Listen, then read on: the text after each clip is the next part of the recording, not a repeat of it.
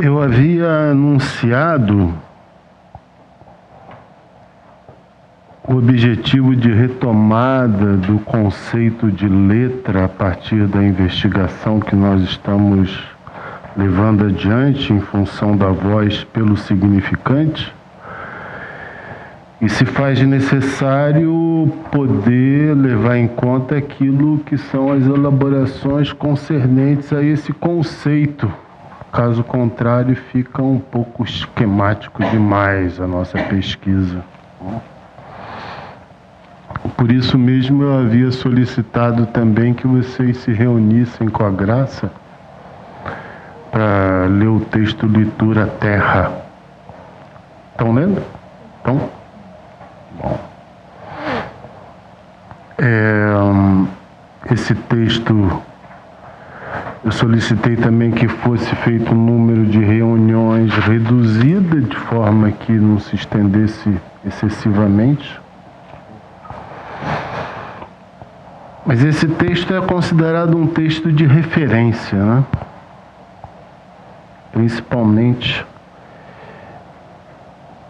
se a gente observar bem, o título dele já é uma intervenção da letra.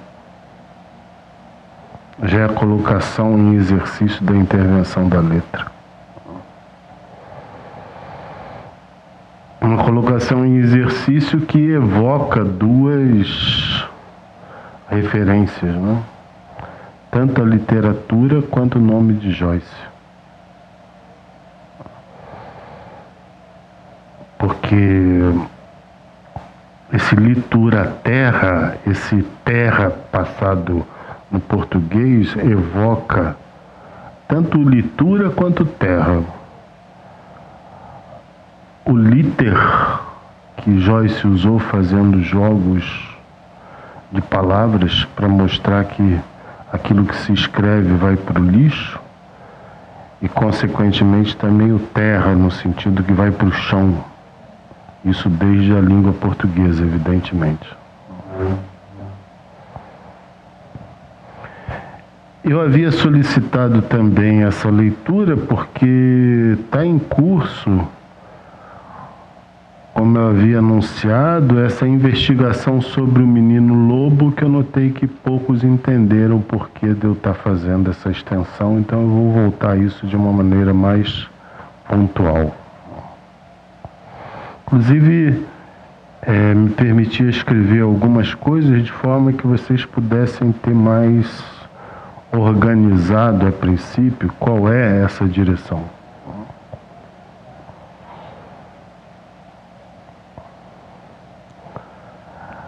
A primeira pergunta é: o que o ITAR nos permite escutar? Aquele que conduziu a pesquisa com o Vitor. Isso considerando que o objetivo do nosso trabalho vai se colocar para além da crítica do método pedagógico dele. Só por causa disso que essa interrogação pode ser feita.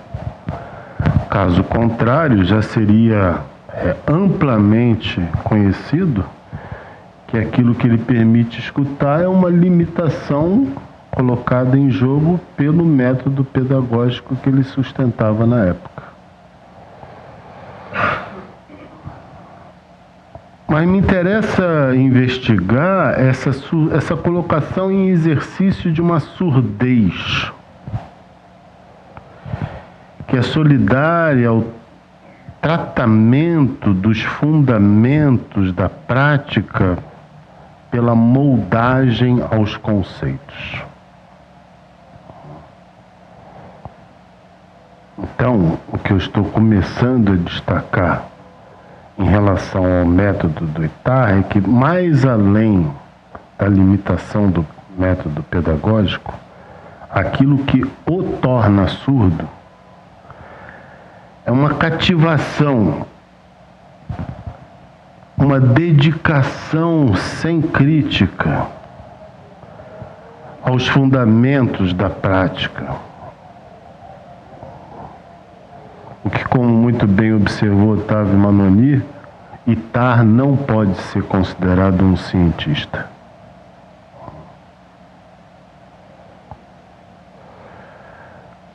Ou seja, em outras palavras, como o próprio Manoni deixa entrever, o que a gente recolhe no Ittar e no encontro dele com o menino lobo é a crença em uma doutrina.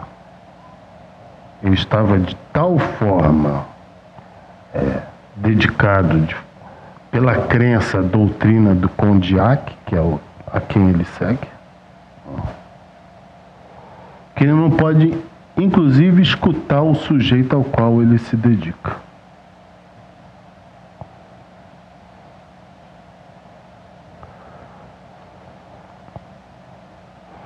Mas essa cativação que a doutrina promove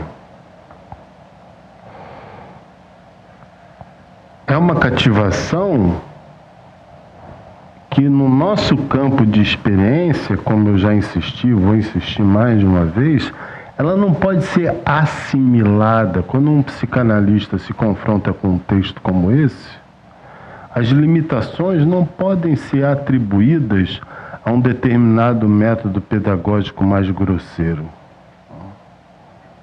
Não. Se nós podemos reconhecer que houve uma cativação excessiva do Ittar em relação ao seu método pedagógico, o que passa a ser colocado em exercício são os fenômenos de enceguecimento e de surdez promovidos pelo agenciamento do olhar e da voz. E aí começa a nos interessar essa história. Quando alguém fica inteiramente fascinado por uma doutrina, fica surdo e fica cego. Como resultado, é capaz de orientar a escuta sem de fato escutar o sujeito. Então, é precário afirmar que a limitação do Ittar tem a ver com a maneira como ele conduziu essa escuta. Antes ainda tem a ver com a paixão dele pelo método, a paixão dele pela doutrina. E isso se revela em duas manifestações típicas, que são pelo olhar e pela voz.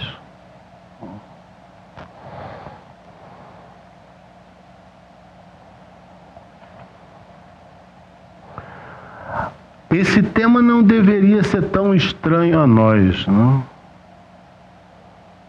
Seja porque sentimos ainda os ventos disso no meio psicanalítico, seja porque num país como o nosso, que tem uma tradição marcada pela ditadura, não deixa de estar marcado também pela cativação do uniforme e do comando. Em um e outro caso, nós temos o exercício da voz e do olhar. Só que indicar essas limitações não é suficiente para articular uma outra posição. Caso contrário, isso seria tão somente a denúncia de alguma coisa que se apresenta como capenga do lado do outro. Bom, a questão que fica a partir dessa crítica e a partir desse exercício de investigação diferenciado, já não mais em relação ao método pedagógico, né? Quer dizer, o que é que isso promove como retomada dessa experiência a partir de um outro lugar?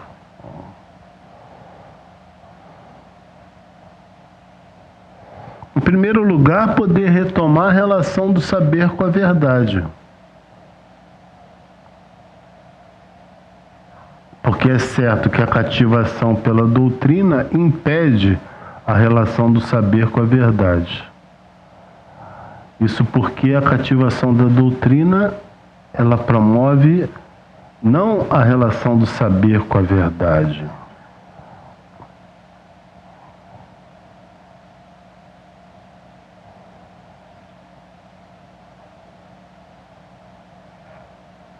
mas sim alguma coisa que nós podemos afirmar com uma certa facilidade, que é tanto o silenciamento do sujeito quanto a confirmação das hipóteses fundamentais. Ou seja, a cativação, ela não promove a revisão dos fundamentos, das bases. É só por causa disso que o Manoni pôde dizer que Ittar não é um cientista. Porque se ele fosse, aquilo que não funcionava, ele haveria de rever o seu método.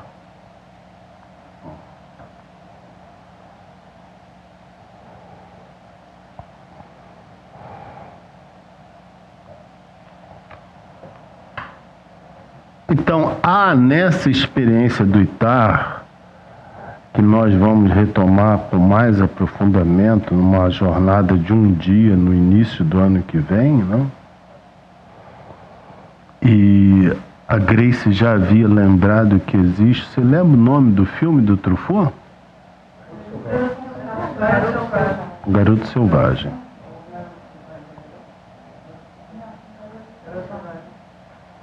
Isso existe à disposição para ver? Tem na 2001. Ótimo.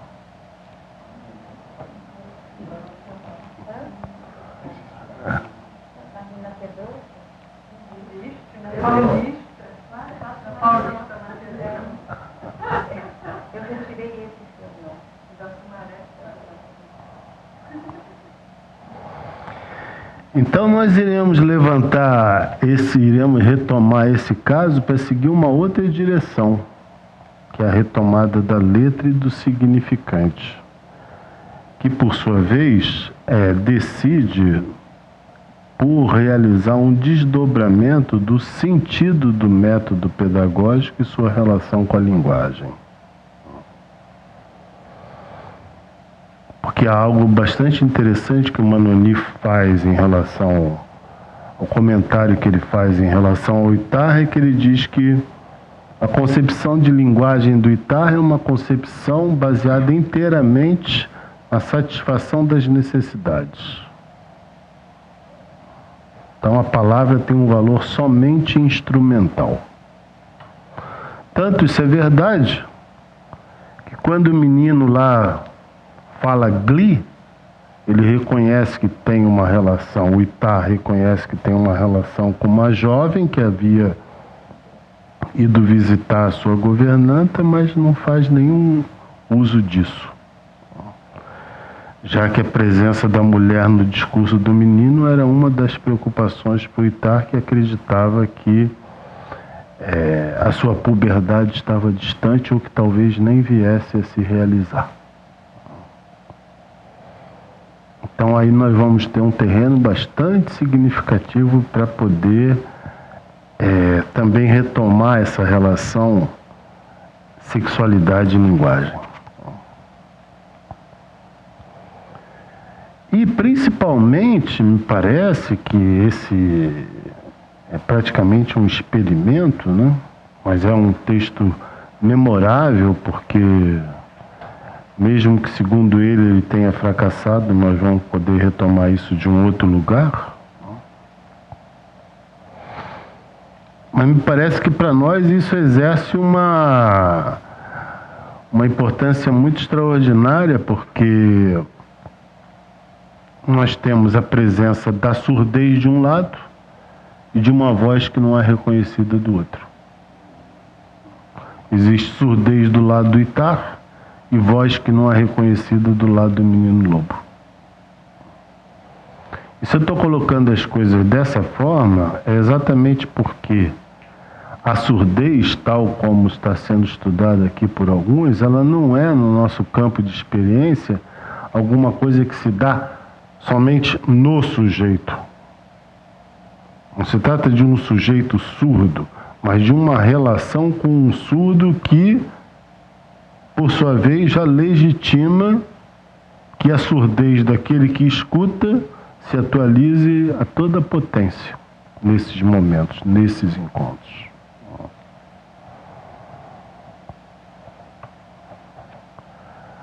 Eu não vou retomar o livro do Ittar, porque afinal de contas eu acredito que vocês estejam Se já não tiverem realizado a leitura, eu peço que vocês realizem. Ele pode ser adquirido pela estante virtual e alguns outros recursos que a internet oferece.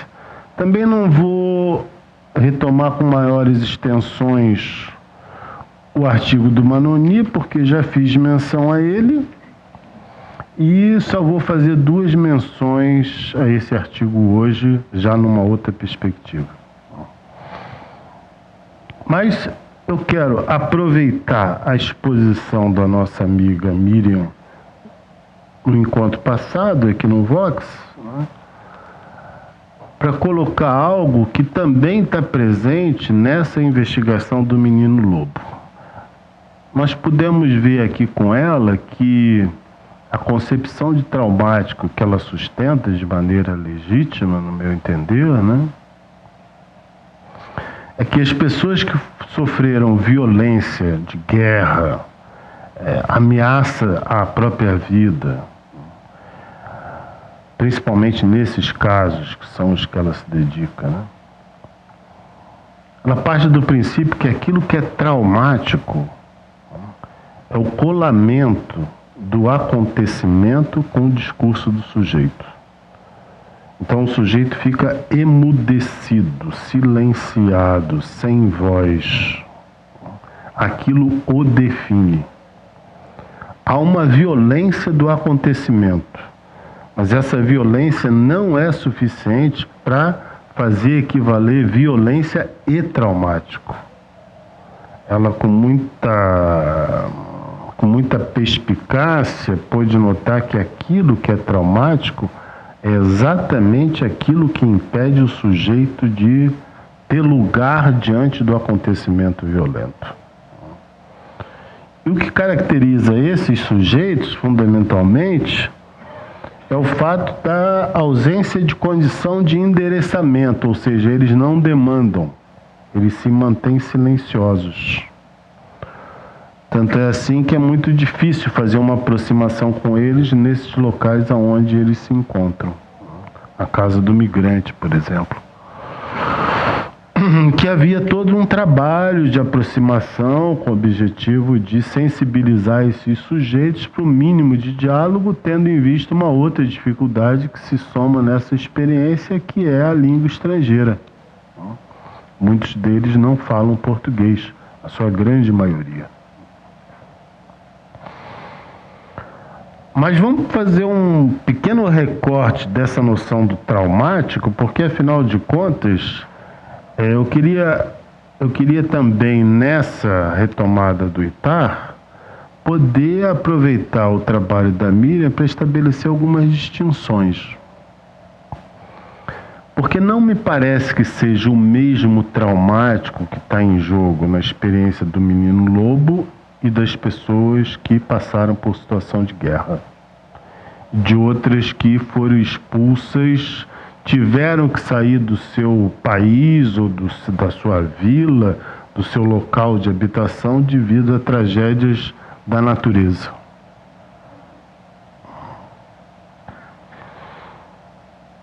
É certo, como lembrou aqui a Cristiane durante os comentários, que a noção de traumático no Lacan é uma só. Ela é solidária à entrada do sujeito na linguagem, o que é correto. E essa solidariedade da entrada na linguagem como sinônimo de traumático é o que faz cada um de nós ser o portador de um furo esse que decide, ao mesmo tempo, pela possibilidade de sermos sujeitos pelo significante, através do significante, e mantermos uma relação de impossibilidade em relação ao nosso desejo. Consequentemente, a ligação entre angústia e desejo é concernente à presença desse furo. Então, o que é traumático é isso. Digamos assim, que uma outra maneira de dizer o que é traumático é dizer que não há relação sexual. E que cada um tem que se virar com essa ausência de um significante no campo da língua tanto quanto de um objeto de satisfação. Só que mesmo que essa definição esteja correta, ela recebe incidências, atualizações conforme os acontecimentos.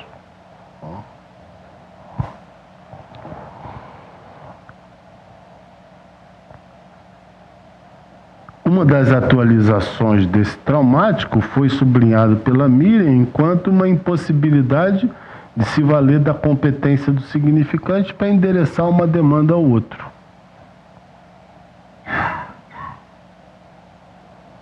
Por que isso pode ser nomeado como traumático? Isso pode ser nomeado como traumático porque o furo pelo qual o sujeito é habitado enquanto sujeito da linguagem não permite a ele articular essa relação ao outro. Ao contrário, ele fica assujeitado a um silenciamento. Então ele é tomado pelo traumático estrito sensu. Quer dizer, isso não... Esse furo da linguagem que o habilitaria a se dirigir a um outro, se problematizar na relação desejo-angústia, nele não tem nenhuma atualidade, nele não tem nenhum exercício. Mas mais do que isso, ela nos lembrou que o traumático nessas situações é sinônimo de emudecimento.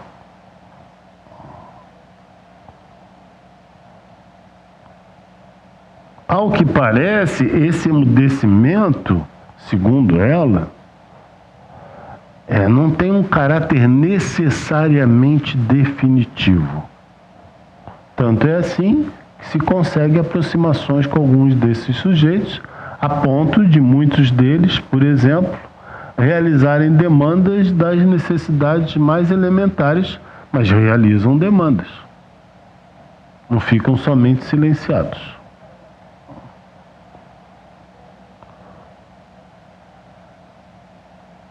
O que significa que uma das formas de definir o traumático, num dos artigos que eu vou recomendar a vocês hoje a leitura, uma das formas de defini-lo é dizer que o traumático é a ruptura do sujeito com o laço social, ou seja, do sujeito com o outro. E essa ruptura pode ser de diferentes ordens.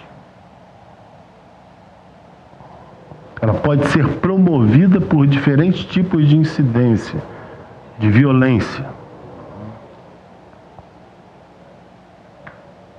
Mas o que é comum à experiência do traumático é que o sujeito fica sem a possibilidade de recorrer ao outro.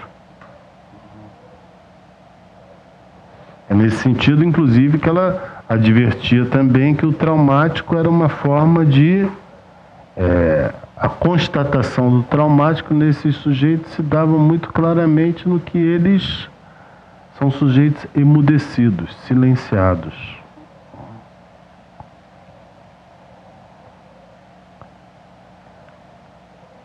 Então, digamos que existe um trauma originário,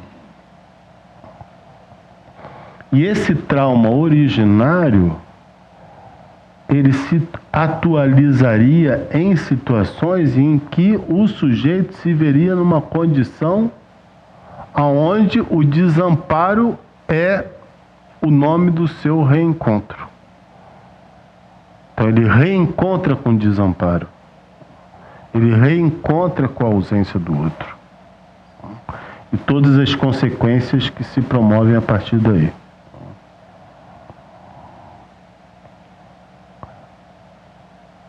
O trabalho mostra que essa definição do trauma, ela é suscetível, por exemplo, de promover um trabalho de aproximação, como ela faz com as suas colegas, e é uma noção de trauma, como vocês devem lembrar, extremamente freudiana. Porque Freud define o trauma assim, Quer dizer, o que é a neurose traumática? Por que o sujeito que foi violentado sonha que está sendo violentado? Por que o sujeito que foi para a guerra sonha que está indo para a guerra? Se não for porque ele precisa tentar ligar esse acontecimento. E é nesse efeito de ligação que existe uma atenuação do trauma. Que aquela potência da imagem tende a desaparecer. Que a possibilidade de articular um outro sentido tem lugar.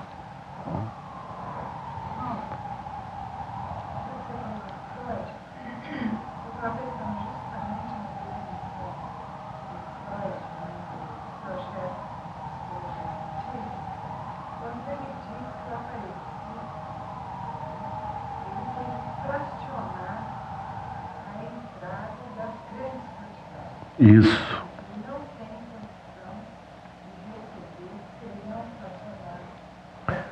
Isso está colocado no princípio das instâncias no projeto, porque o que é o organizador para o Freud na constituição do aparelho psíquico é que a quantidade de excitação que passa para um não chega no outro. Entre elas existem as barreiras de contato. E as barreiras de contato são as responsáveis por eliminar uma quantidade da energia, né? Então, nós não temos condições de assimilar grandes quantidades de investimento sobre nós. Por isso que quando existe uma ruptura do limite daquilo para o qual nós estamos suscetíveis a acolher no sentido da relação com o sentido, nós nos emudecemos, nós paramos, nós travamos. Nós não temos mais condição de nos dirigir aos outros. Por isso que uma definição razoável do trauma é essa de ruptura com o laço social. Bem, mas é verdade também, e esse é um ponto que eu queria explorar, porque ele vai ecoar nesse trabalho sobre o ITAR, que essa noção de trauma em Freud ela é legítima, ela se constata na clínica, mas ela tem um limite. E esse limite tem a ver com uma suposição que ela carrega de que toda insistência que o traumático promove é suscetível de realizar ligação. Então, é como se a insistência do traumático, repetitivamente, tivesse condições de promover ligação. Aí existe um limite nessa definição.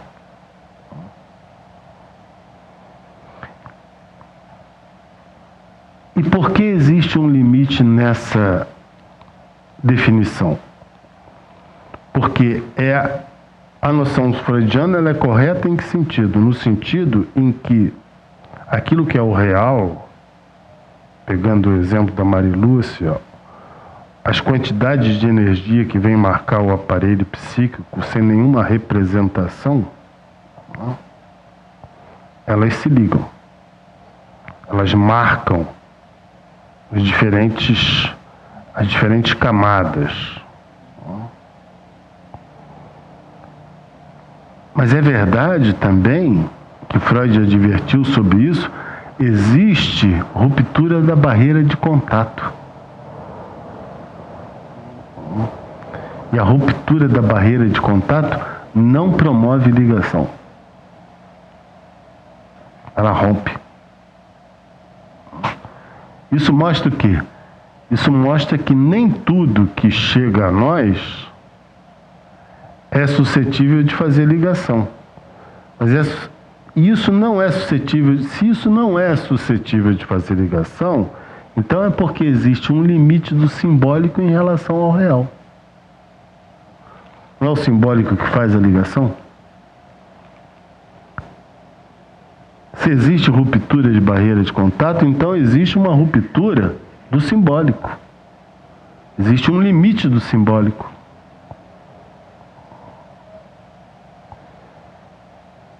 isso decide por um outro tipo de tratamento em relação à noção de trauma. Vou colocar uma questão clássica para vocês, para quem estudou sobre o problema do trauma e essa diferença da noção de trauma. A tal ponto isso é importante para nós, para a nossa formação e para a nossa clínica, principalmente, que eu decidi, a partir do encontro passado e pela solidariedade que recebeu daqueles que estavam aqui, nós fazemos de 4 a 6 encontros, trazendo 3 psicanalistas de orientação diferente em relação ao trauma, num encontro que vai se chamar Trauma e Política. Nós vamos fazer isso ano que vem, chamando inclusive a Miriam outra vez, para apresentar com mais extensão os fundamentos disso que ela trouxe de uma forma condensada. Mas eu vou colocar uma questão para vocês em torno disso que é ilustrativa. Se vocês estão orientados por essa ideia de que todo trauma, toda violência é possível de fazer ligação, de certa forma tudo encontra em algum momento um efeito reparatório.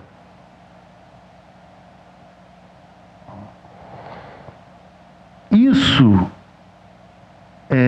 teve presente no início da psicanálise através da psicanálise de psicóticos, que acreditava, por exemplo, que os psicóticos podiam encontrar uma redução da foraclusão, que na época não era chamada assim, através de uma entrada neles com o esquema do Édipo próprio à neurose. Então, a cura da psicose seria a entrada da psicose na neurose.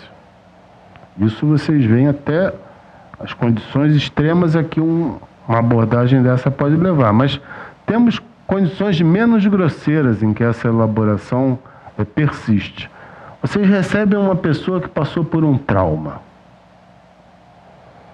Vou falar disso, eu tenho mais de um exemplo, mas vou falar com muita imediaticidade de uma das que eu acompanho. A perda de um filho. E que essa mulher já de uma idade avançada, há 2 anos e meio, ela só me fala isso. 2 vezes por semana. Ela não tem outra coisa para dizer. Existe alguma modificação reconhecida por ela? Não. Eu reconheço alguma modificação? Reconheço no sentido que ela consegue manter uma ligação comigo. Isso pode ser condição para que no futuro haja alguma possibilidade de redução da angústia e do sofrimento dela, mas até então, nada. Já tive uma outra mulher também que a mesma situação de perda de filho, nada. Bom, isso coloca uma interrogação sobre a possibilidade de ligação. Mas isso coloca um problema sério no sentido da condução do tratamento. Porque em função da limitação que essas pessoas trazem, elas podem promover muito rapidamente uma resistência que não é incomum, onde o analista acredita que o sujeito está se valendo dessa questão para não avançar na vida. Para ficar ali numa espécie de gozo infinito.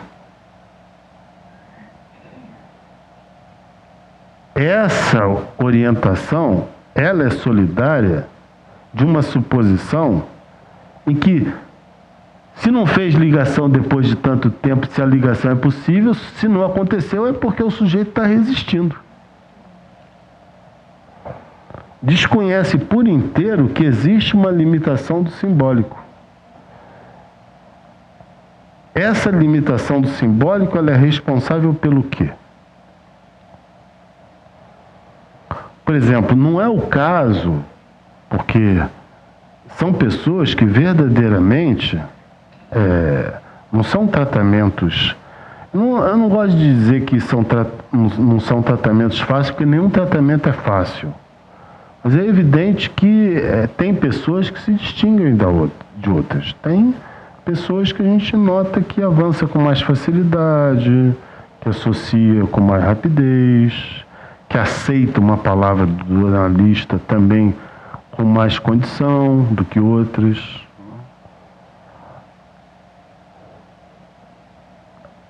O fato dessas pessoas ficarem tomadas o tempo todo por esse discurso do trauma não significa que a única alternativa para o analista tenha que ser de ficar de uma forma resignada, sofrendo junto com a pessoa e vendo o barco afundar a cada semana. Não, por quê? Porque se a gente leva seriamente o que significa o tratamento analítico, se o psicanalista faz parte de fato do sintoma do sujeito, o analista também entra naquilo. Ele não fica só na escuta, ou seja, ele promove um falar daquilo de uma outra maneira. Isso já modifica significativamente a questão. Para a pessoa que começa a lembrar do falecido de uma outra forma, tanto quanto para o analista que recebe essa questão de uma forma que não é tão bruta e tão desgastante. E não ser tão bruto e não ser tão desgastante são efeitos do simbólico. São efeitos da ligação. Mas existe também, a noção de trauma, o que eu quero trazer à tona, é que ela implica necessariamente a relação com o outro.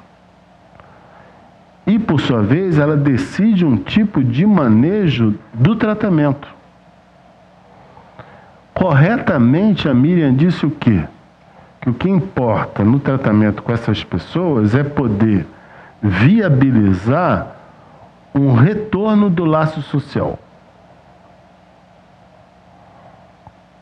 Mas se nós estamos também advertidos, por isso que eu estou trazendo, é verdade que muitas dessas pessoas podem não recuperar o laço social.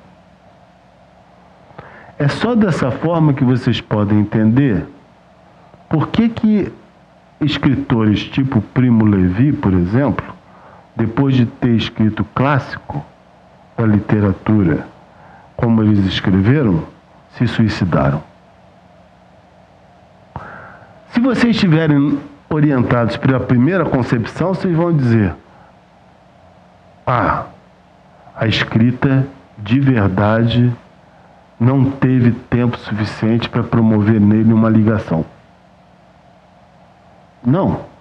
Tanto promoveu que ele é um clássico.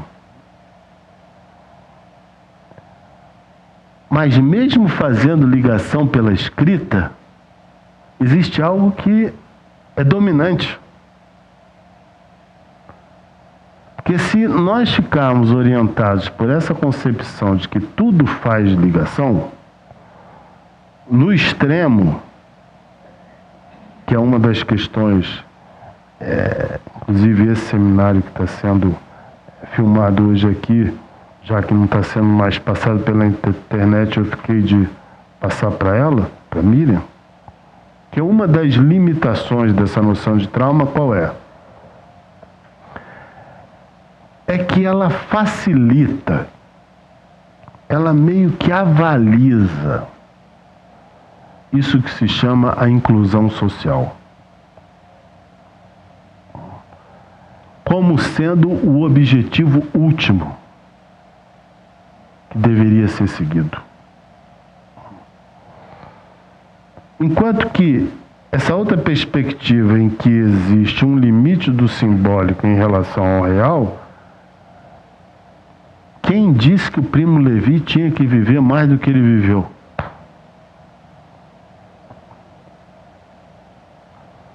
Por que ele teria que viver mais? É a mesma coisa de ficar cobrando coisa do Freud. Mas Freud não escreveu depois sobre a mudança da técnica depois do Mais Além do Princípio do Prazer. Mas não foi suficiente o cara escrever o Mais Além do Princípio do Prazer, coisa que ninguém nunca escreveu na vida. Ainda querem cobrar do velho isso ainda?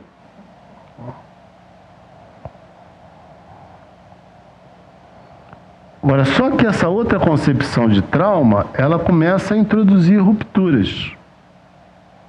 Ela começa a acreditar, por exemplo,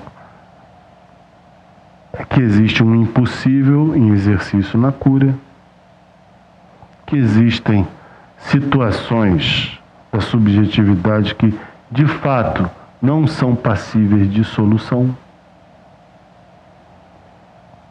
Quem lida com psicótico, está aqui a Carmen, que está acostumada a ver pessoas assim também, disse, então, esse sujeito é grave, vamos medicá-lo. Então tá bom, vamos medicá-lo. Como se todos eles aceitassem a medicação. Você medica o cara até o fundo do tacho. Ele continua louco. Você manda o cara no psiquiatra, o psiquiatra diz, olha, não tem como aumentar mais a dose, senão esse cara vai começar a ter problema clínico sério. Vai morrer por outras causas que não é a psicose, mas a tentativa de tirar o sujeito da psicose. Clinicamente isso vai trazer consequência. Então, existe o incurável. E o incurável, para a Cristiane que fez a observação, ele é o outro nome desse traumático que Lacan nomeou como entrada na linguagem. Que a entrada na linguagem é o quê? É o sujeito ser marcado por esse furo, que vai habilitá-lo a realizar pelo significante essa relação entre desejo e angústia a partir da fantasia, mas que poderá não acontecer. Não é porque todo mundo entrou na linguagem que todo mundo vai conseguir realizar isso, que é a relação com o desejo, através da fantasia. Então, esse problema do trauma, ele nos interessa porque ele tem uma incidência na direção da cura e ele tem uma incidência direta também nos nossos ideais. Como se fosse possível de nós termos alternativa para isso. Por isso que a noção de ruptura das barreiras de contato é importante no texto do projeto. Uhum. Sim, a dor é uma outra forma de expressão disso. Pode-se falar disso também pela dor, que é uma das clínicas difíceis nesse sentido. Eu estou privilegiando essa questão da ruptura para mostrar um limite, né, desse sentido da ligação que vem pelo Freud. Isso tem uma incidência na direção da cura, isso tem uma incidência em todos os recursos que nós consideramos possíveis como capazes de realizar a ligação, tal como da escrita. Isso promove um limite também no objetivo de inclusão social que é próprio ao nosso tempo no domínio da saúde mental. Porque se existe alguma coisa que é sintomática, em algumas discussões, Beatriz está cansada de acompanhar isso. Em muitas das nossas discussões de apresentação de paciente, chega-se a um determinado momento, como foi um dos últimos, em que, bom, vamos fazer o que com o cara? Vamos deixar ele aqui dentro. Ele não vai fazer ligação com o outro. Pelo menos não durante muito tempo, mas muito tempo, e a gente não sabe se um dia vai acontecer. Agora, daí a relação que eu estou propondo para que nós tenhamos no próximo ano de alguns encontros sobre essa relação trauma-política, porque é como se, através dessa noção de inclusão social e dos expedientes para promover a ligação, é como se o trauma fosse possível de cura. E não é. Então isso não é nenhuma defesa ficcionada da incurabilidade, mas é alguma coisa que está presente o tempo todo na nossa experiência. Mas a inclusão social, como você está falando,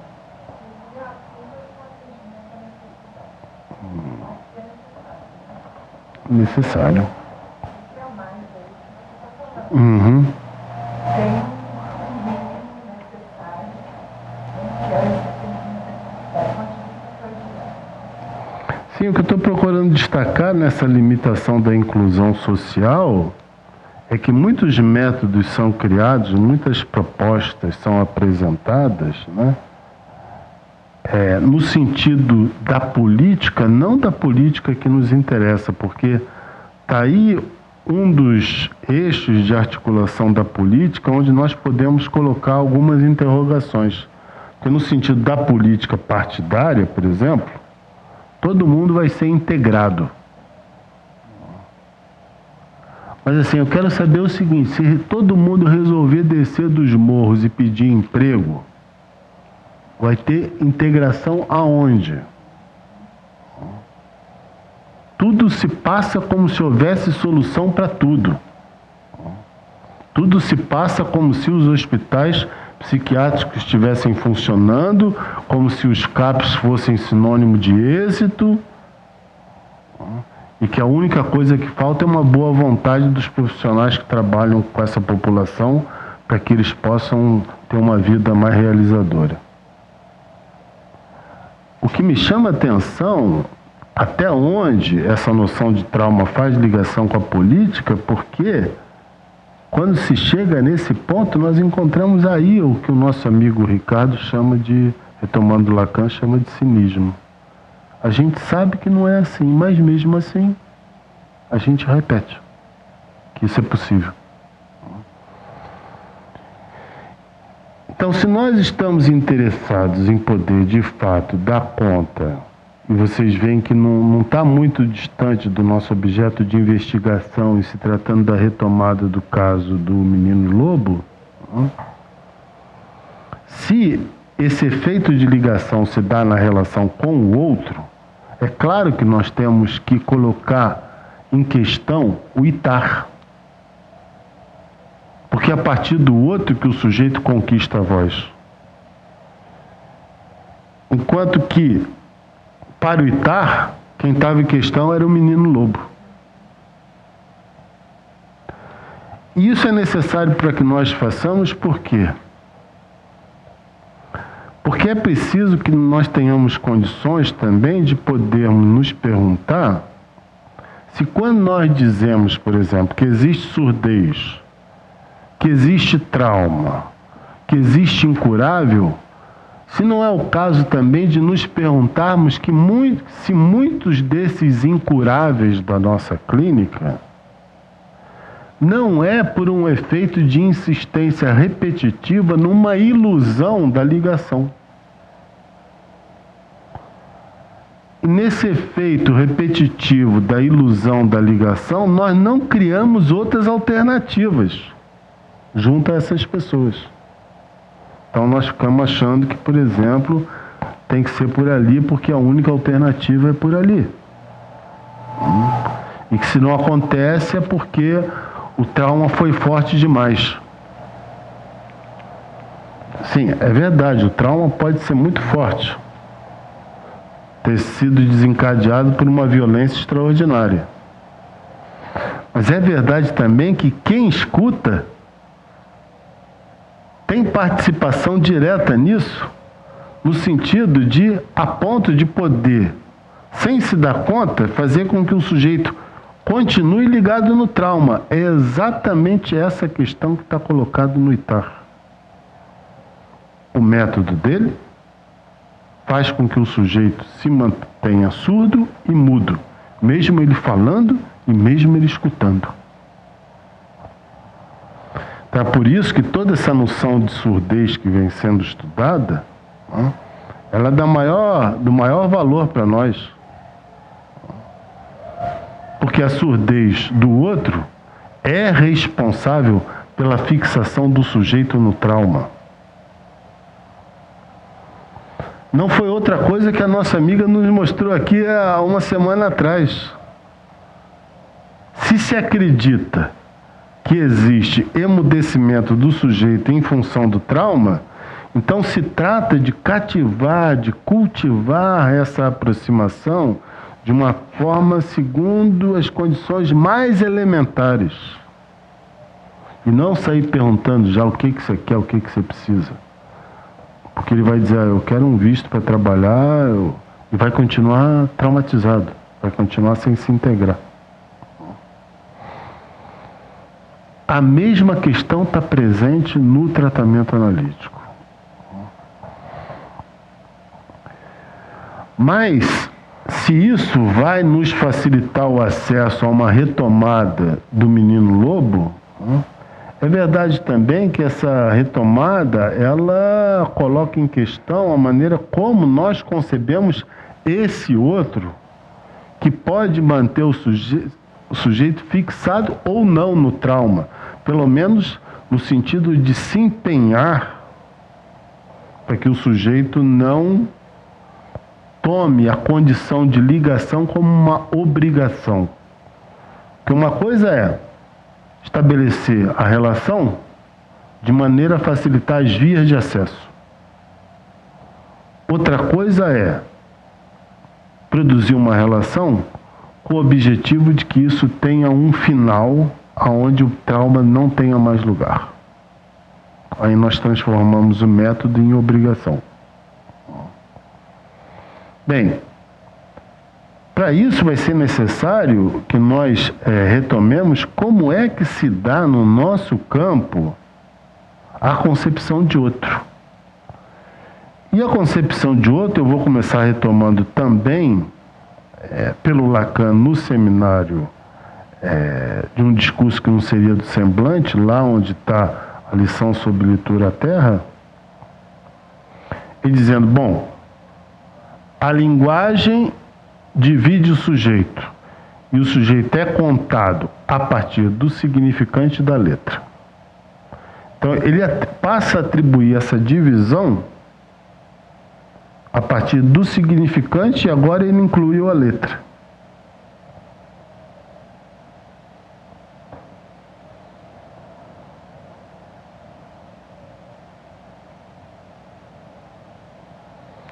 Mas por que Lacan resolve incluir a letra como uma das condições que precisa ser incluída na noção de outro?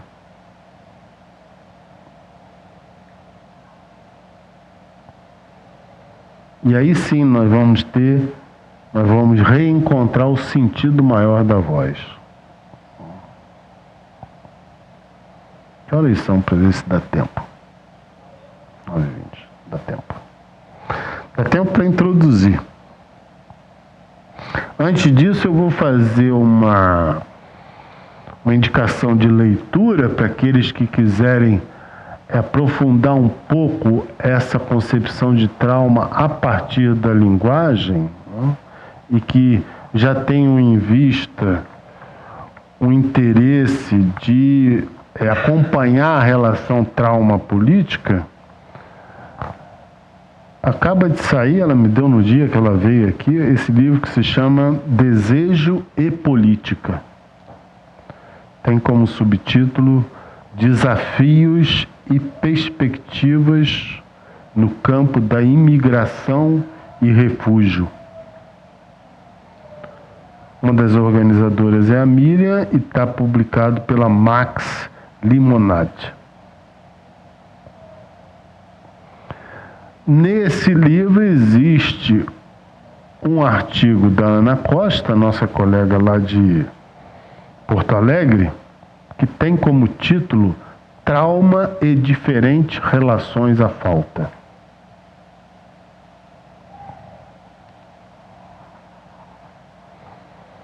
Também existe um outro artigo nesse livro, que também vale a pena de ser lido, no sentido de extensão desse interesse, se chama Trauma e Deslocamentos Humanos, Imigração e Refúgio. O autor é o Márcio Seligman Silva. Mas esse da Ana Costa tem a virtude de poder retomar essa definição do Lacan do furo, né? e indicar de como é que é necessário dar atualidade a isso que é chamado trauma enquanto entrada na linguagem, de como isso se atualiza em diferentes momentos.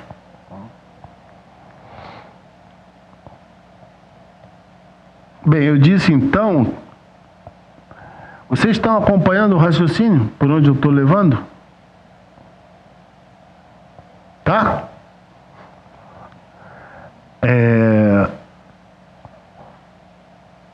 Para entrar nesse campo de investigação, se eu não quero seguir um método pedagógico, eu quero avançar na relação de que forma a letra ecoa a possibilidade de levar mais a fundo a questão da voz, então eu preciso me perguntar por que Lacan resolve introduzir significante letra, não apenas significante, como condição de constituição desde onde a divisão do sujeito é contada. Então existe esse texto clássico, um dos textos clássicos do Lacan, que vocês, se não estiverem lendo com a graça, que por favor façam a leitura isoladamente.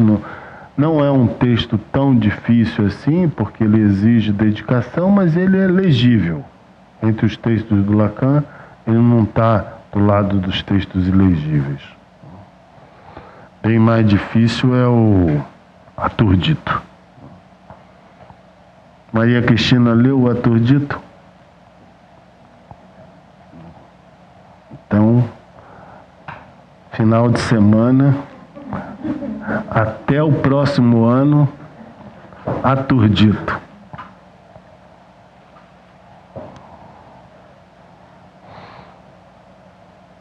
Bom, o que é essa noção de letra, né? E qual é a relação que a letra tem com a voz? Vamos partir de um princípio bem elementar, que é o princípio histórico, principalmente da história das religiões. A letra vem de Deus. Tanto é assim, por exemplo, no judaísmo, os homens escrevem as letras a partir de um texto que é ditado a eles. Seja ditado, seja já chegado pronto através das tábuas da lei.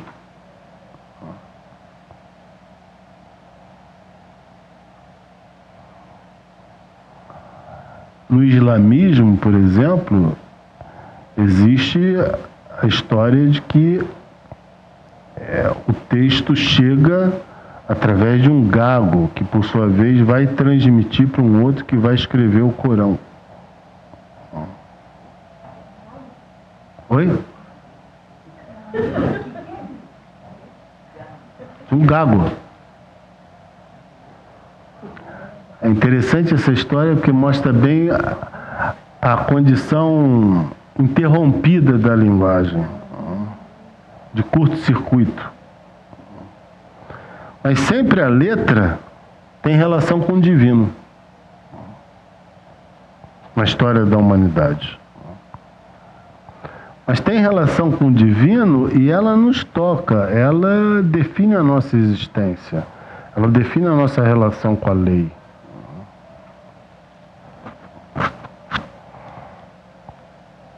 Naquilo que é a nossa condição de seres de linguagem, uma das definições típicas é que ela é o elemento do suporte material do significante,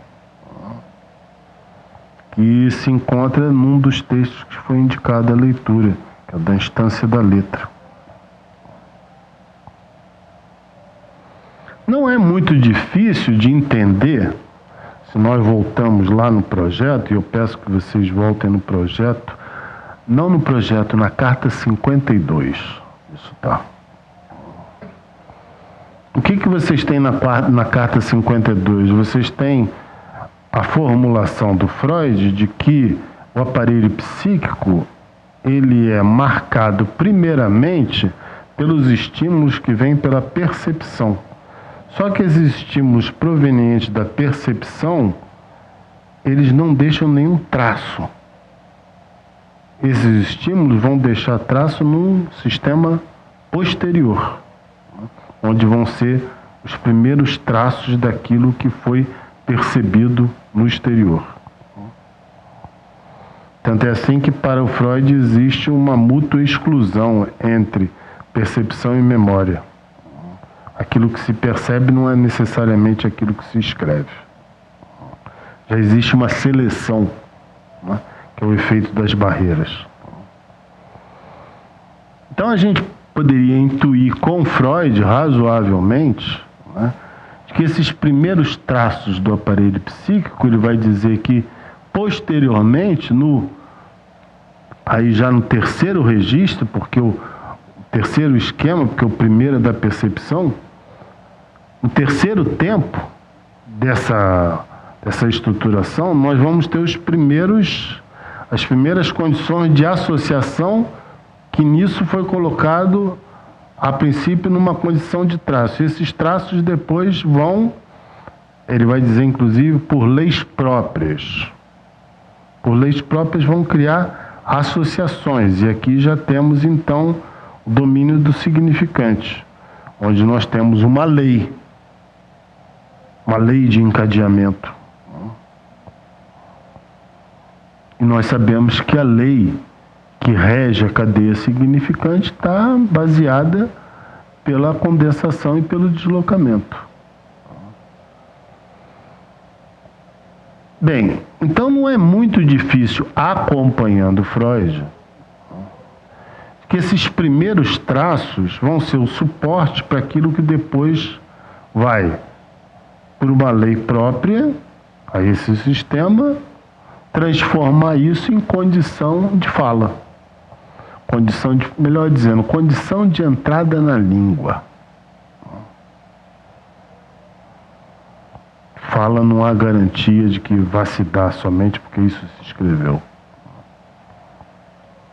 Então, a letra como suporte material do significante. O problema é que nós não vamos entrar hoje, enfim, não estamos aqui num seminário sobre a letra, mas sim dos elementos que pela letra vão permitir realizar um aprofundamento sobre a questão da voz. O problema é que em Freud a letra é geradora de uma escrita. Essas escritas são o quê? São marcas.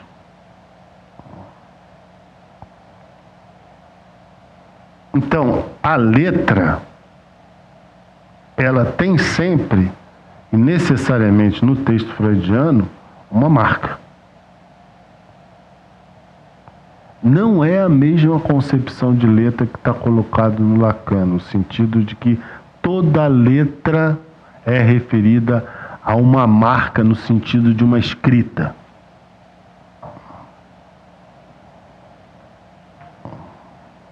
Isso vai mudar. Quer dizer, o apoio em Freud, ele ajuda para entender essa letra suporte do significante, mas dificulta para entender como é que a letra cai do significante.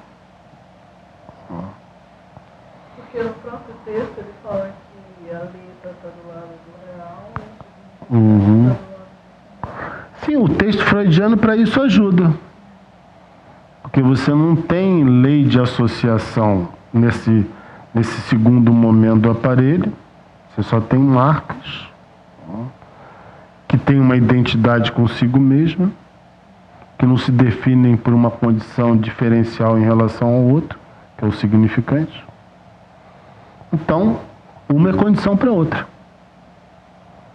Então você tem algo que não passa ao simbólico, que é puro suporte para o que vai vir depois. Bem, mas o que me interessa hoje com vocês é, antes ainda de entrar, porque, enfim, às vezes eu entro nessas depurações e nessas diferenciações. Bom, no Lacan está assim, no Freud está assim, para ajudar o raciocínio que vai vir depois. Eu vou procurar hoje ver com vocês, traçar o primeiro esboço dessa relação entre letra e voz. Em primeiro lugar, vamos considerar que não existe equivalência entre letra e voz. Só há voz quando há significante.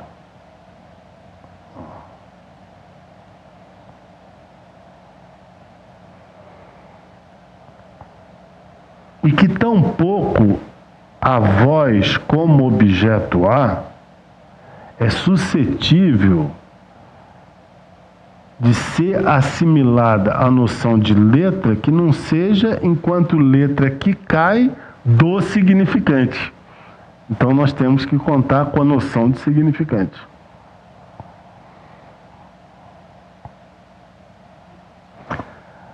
Eu disse, não existe, não há equivalência de letra com voz. Em contrapartida, o Lacan disse, um dos nomes do objeto A é voz. Então haveria. Mas ele disse isso depois de que o sujeito está no significante.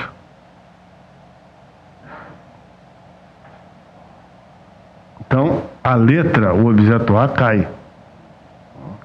Mas ele cai numa passagem promovida pelo significante. Então não adianta só recorrer à doutrina para dizer, bom, mas existe sim, porque eles dizem que o objeto A é letra e letra é voz. Sim.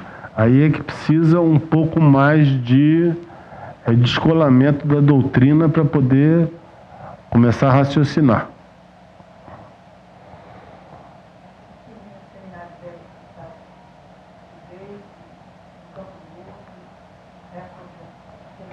Uhum. Ali você tem a inclusão do sujeito. Aí você pode falar de voz. Você não tem voz se você não tem sujeito no significante. Mas, se você tem sujeito pelo significante, você tem necessariamente uma concepção de letra que fundamenta esse sujeito que vai vir pelo significante. Esse sujeito é suscetível à voz. Eu digo suscetível porque não há garantia de que vá haver voz do lado do sujeito. Isso é o que se vai se constatar depois. Não há garantia por quê? Porque o fato do sujeito ser marcado pelo outro não confere a ele a condição de que esse outro o tenha marcado por um desejo que permita nele a assunção da voz. Ele pode vir marcado por um outro, tal como o Ittar, por exemplo, que não reconhece a voz do menino lobo, do Vitor. Então não tinha um outro lá? Tinha um outro lá. Mas o menino lobo continua sendo associado ao nome do Ittar e dificilmente sendo chamado de Vitor. Quando é chamado de Vitor, é chamado Vitor de Aveyron, que é a cidade onde ele foi descoberto. Mas notem que o tempo todo não existe Vitor sem Ittar. Por isso eu fiz uma observação aqui de que de fato existe um problema da letra nessa questão entre o Vitor e o Ittar, já que um está diretamente ligado ao outro por essa letra I. Há uma entrada do Ittar no I do Vitor. Não vamos nos esquecer que foi ele que nomeou o rapaz de Vitor, a partir de uma exclamação de ó. Mas por que ele, a partir da exclamação de ó que comoveu o Vitor, ele chamou o cara de Vitor e não de Osmário, por exemplo? Por que ele foi botar uma letra lá que tinha a ver com o nome dele?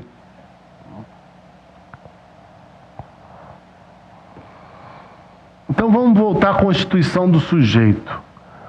Nós temos, num primeiro momento, esse sujeito que vai se dirigir ao outro. E a primeira emissão do sujeito em relação ao outro é o quê? É grito. Grito não é voz. Grito é uma manifestação do organismo.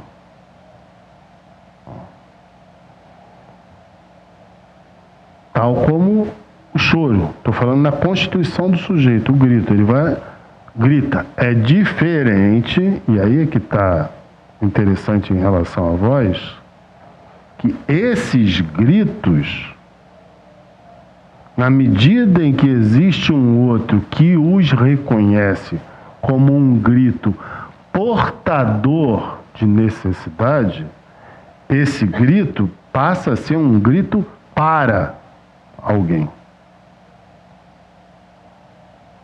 Mas no que esse grito passa a ser um grito para alguém, para um outro, aquilo que era o som se perde.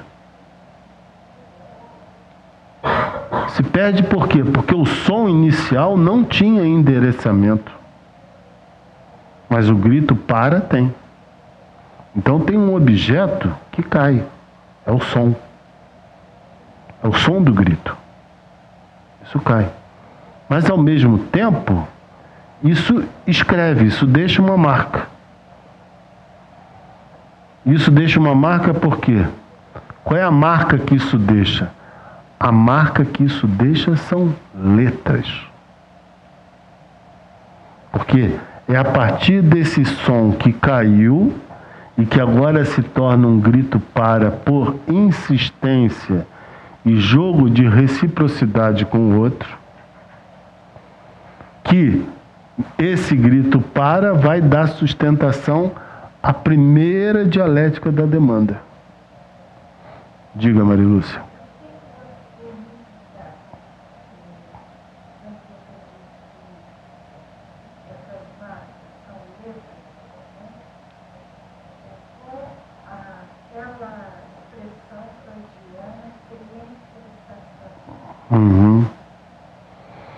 Na experiência de satisfação, Freud condensa isso que eu estou falando. Ali você tem condensado o grito e o grito para. Se bem que a experiência de satisfação já seja o grito para. Porque, tanto é que o próprio nome é ilustrativo disso, né? Só há satisfação porque vem pelo outro, né? Não é uma experiência de grito.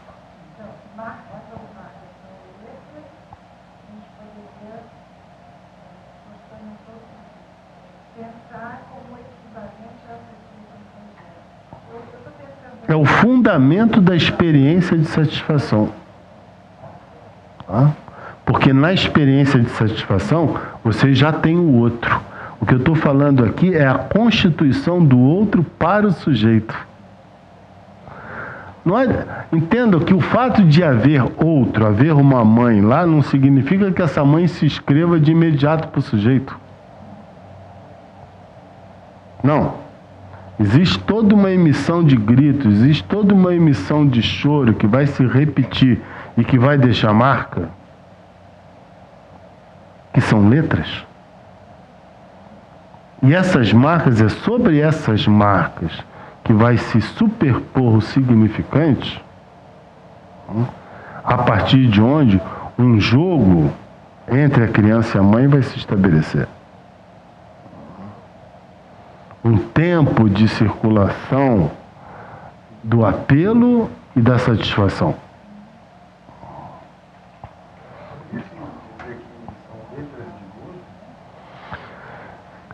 As letras são sempre letras de gozo. Em primeiro lugar, quando você tem a queda desse som, você tem uma queda de gozo. Então, a letra escreve uma queda de gozo. Porque foi embora o som e se escreveu uma letra a partir de onde, uma condição a partir de onde o sujeito vai poder se dirigir ao outro. Então ela é, enquanto letra, ela é letra de gozo e também condição de gozo.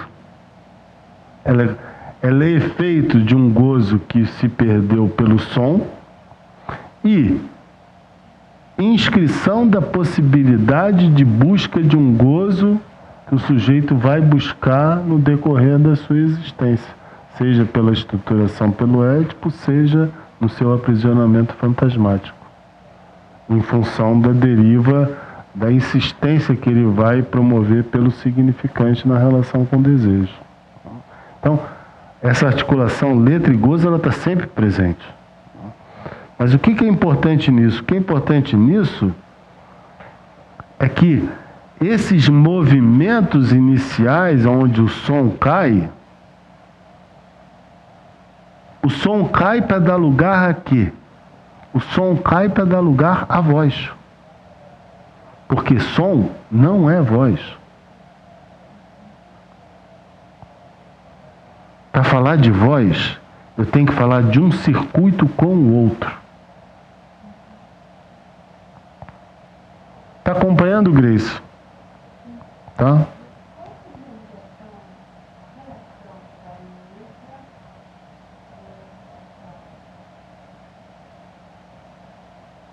Responde, Cristiane.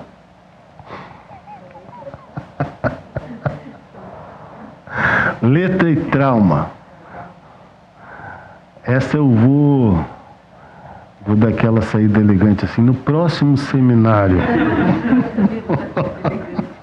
Mauro, eu tenho uma coisa da carta roubada. E a carta roubada também é uma outra... Assim, não sei se eu estou entendendo direito o texto dentro da obra, mas seria uma outra possibilidade de pensar como essas emissões de som vão se transformando, emitidas ao acaso, vão podendo se arranjar de forma que uma chave de leitura simbólica se organize para poder, enfim, a gente poder ter um significante. Não sei se seria por aí que se poderia ler o esquema lá quando Lacan vai escrevendo, né, enfim, no jogo, né, que o cara coroa tem uma marca que se vai estabelecendo. Isso no Lacan a presença da letra, ela está sempre colocada desde o início da obra dele, e eu penso que é uma das retomadas que ele fez mais rigorosas do texto do projeto, né? Não foi à toa que ele passou tanto tempo. Vejam que ele retoma o projeto no seminário 1, retoma o projeto no seminário 2, retoma o projeto no seminário 7, retoma o projeto em vários momentos. Mas um dos sentidos maiores da retomada do projeto na obra do Lacan é ter permitido a ele, desde o início, introduzir uma noção de significante que não se confunde mais com da linguística. E, consequentemente, ao introduzir a noção de sujeito barrado, ele teve que, pela influência do texto freudiano, se interrogar sobre os fundamentos da constituição desse sujeito. E por isso ele voltou à questão da letra. Porque ele pôde ler lá no texto do projeto que, de fato, existem marcas, a partir de onde, posteriormente, vão se criar associações. Mas o que me importa, então, hoje, dar o primeiro passo com vocês nessa direção é que a letra, se ela se inscreve enquanto queda do som,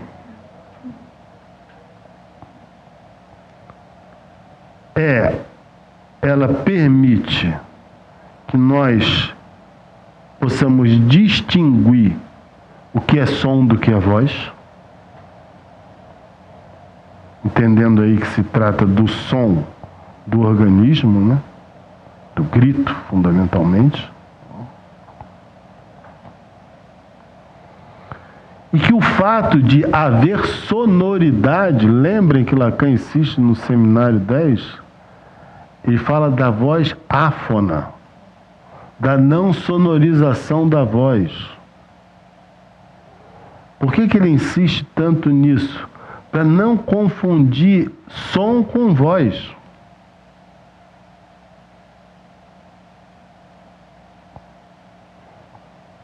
Por que é preciso não confundir som com voz? Porque é preciso cair isso que são os primeiros vagidos, os primeiros sons, que não têm endereçamento, para conceber que o advento da noção de voz se faz a partir da instalação da cadeia significante, aonde o som, aonde a sonorização das palavras está decidido por uma presença do sujeito, e ele vai fazer constar essa presença dele nas palavras, ele vai se fazer escutar em função da implicação dele com o desejo.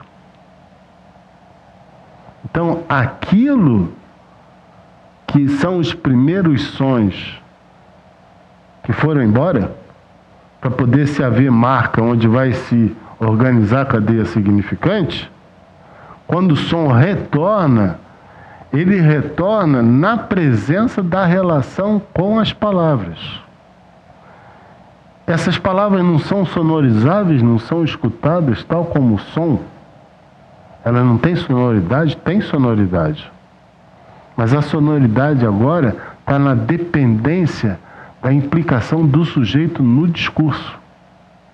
Tanto é assim que sujeitos onde nós vamos encontrar a presença do recalque muito extensa, nós vamos ver o quê? Uma presença da inibição para poder se manifestar emoções mais fortes. Consequentemente, vocês não vão poder dizer que a forma como um sujeito desse articula o seu discurso na relação com o outro tem o mesmo efeito sonoro que um outro que se coloca ligado na fala com as suas emoções. Então vocês veem que a noção de som, ela se modifica. Ela se modifica para trazer à tona essa relação do homem com o desejo e a sua insistência em se fazer escutar. E aí a voz. O que é esse se fazer escutar? É a voz, é a insistência do sujeito para ser reconhecido pelo outro que já sancionou esse lugar a ele, lugar esse a partir do qual ele se sente autorizado para se fazer escutar. Tá dando para acompanhar, Maria Cristina? Tá? É importante que vocês acompanhem isso.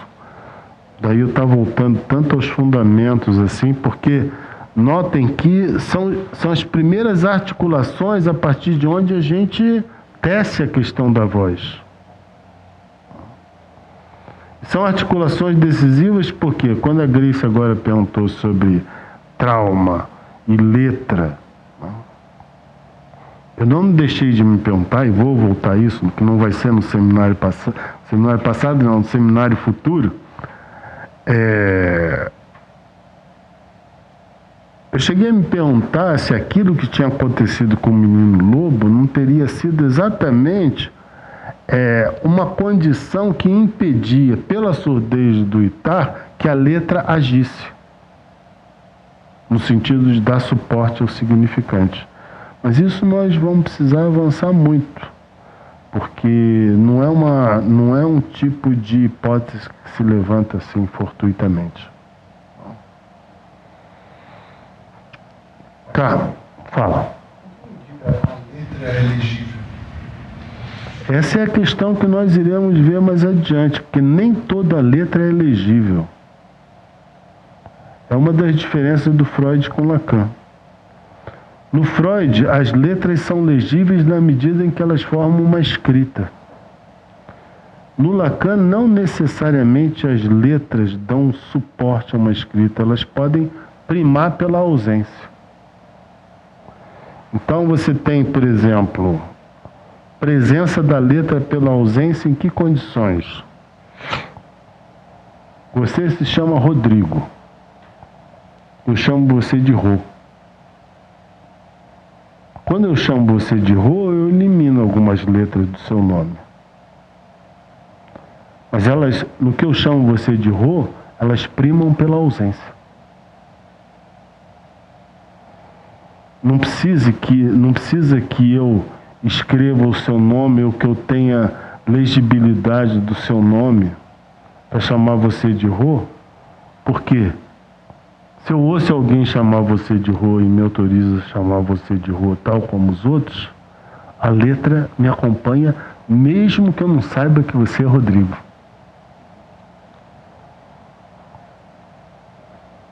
Porque ao me dirigir a você como Rô, necessariamente eu estou fazendo uma subtração da letra. Eu estou apagando ela. Mas ela está presente. Charles Melman dá um exemplo interessante em que ele fala de um significante introduzido pelo ensaísta, poeta, musicista Alfred Jarry, onde ele fala merdra. Ele coloca um R a mais. Então, o que ele faz com esse merdra? Ele faz que a merda fique merda. Vire uma merdra. Potencializa a merda e cai, por outro lado, faz cair a merda. Porque a entrada da letra modifica o significante. Aliás, é isso que avaliza na nossa prática que na entrada, na subtração da letra, nós intervenhamos. O sujeito se confunde e fala uma coisa com uma letra a mais ou com uma letra a menos. Aí a gente vai intervir. Por quê? Porque tem uma presença do real que clama por alguma coisa que foi recalcada e que se apresenta nesse momento como real. Fala, Grace. Será que pode ser também um som? Não necessariamente uma letra. Eu estou escutando uma pessoa que sistematicamente, em todas as sessões, ela vai falando, em algum momento da sessão, a voz some. Ela começa e depois volta, mas em algum momento das sessões dela, isso a gente poderia pensar que em termos de letra, porque não é mais o trocadilho, não é uma letra que se insere, que vai se inserir numa palavra mais. Não, isso é um problema na sustentação do significante, né? Problema na sustentação com o significante não é necessariamente indicado no sentido de um defeito na relação com a letra. Não. Você pode ter problema na relação com o significante em função de um exercício acentuado do recalque, um exercício acentuado da angústia, da inibição. Mas não necessariamente com a letra. Você tem problemas de incidência de problemas na letra exatamente quando o sujeito não consegue dar sustentação ao significante. Ou seja, a cadeia simbólica não se organiza com condições de manter uma relação com o outro. Aí nós estamos falando de uma interrupção temporária, fugaz. Isso é inteiramente diferente de um sujeito que tem um problema psicossomático, onde você pode falar de uma patologia da letra. Por quê? Porque você tem alguma coisa que pelo significante não é abordável. Tanto não é abordável que você pode interpretar imaginariamente a presença daquele fenômeno em função de determinada circunstância, e isso não tem nenhuma serventia no sentido da modificação do fenômeno. Nenhuma. Você pode construir uma interpretação brilhante, mostrar que, por exemplo, aquela irritação cutânea que ele tem numa determinada época tem a ver com presença de determinado personagem, isso ser correto, ele consentir, mas daqui a pouco ele está numa outra situação onde está ele novamente lá com a irritação cutânea e não tem a presença daquele personagem. Então aí você já tem um problema na sustentação do significante para erogeneizar o corpo próprio. E não erogeneiza suficientemente. É nisso que se pode falar de patologia da letra, nesse sentido. Mas hoje foi o primeiro passo. Semana que vem ainda a pergunta da Marilúcia antes de eu concluir. O exemplo que você deu da subtração do nome Rodrigo, né? Ao se falar Rô,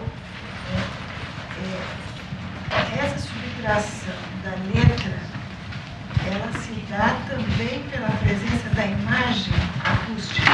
Também. Assim como você tem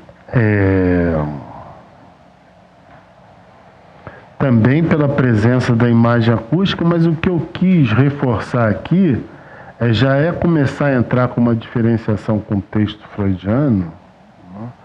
No sentido em que não necessariamente toda letra é legível e escritível sob uma condição de escrita. Porque nós chamamos letra. Nós tendemos a confundir a noção de letra com letra do alfabeto. Mas essa letra do alfabeto que vai voltar faltando no discurso do sujeito, ela volta faltando no discurso do sujeito em função de um determinado arranjo do significante, na relação com essas marcas, que fazem com que determinadas palavras não possam vir à tona. Consequentemente, algumas letras haverão de faltar. É uma das incidências do recalque. Mas a letra, no sentido psicanalítico, não se resume à letra do alfabeto. Uhum. O que vocês estão chamando de imagem acústica? Não, só para entender que uma coisa tem a ver com a presença da imagem acústica. Imagem acústica no sentido do significante, foi o que eu entendi. Marilúcia, foi isso que você falou? Foi. Quer comentar alguma coisa? Não, para mim não é equivalente. Uhum. Tornando equivalente é nesse sentido. Equivalente, eu entendi. Uhum. Então é isso. Semana que vem nós continuamos nessa articulação letra e voz.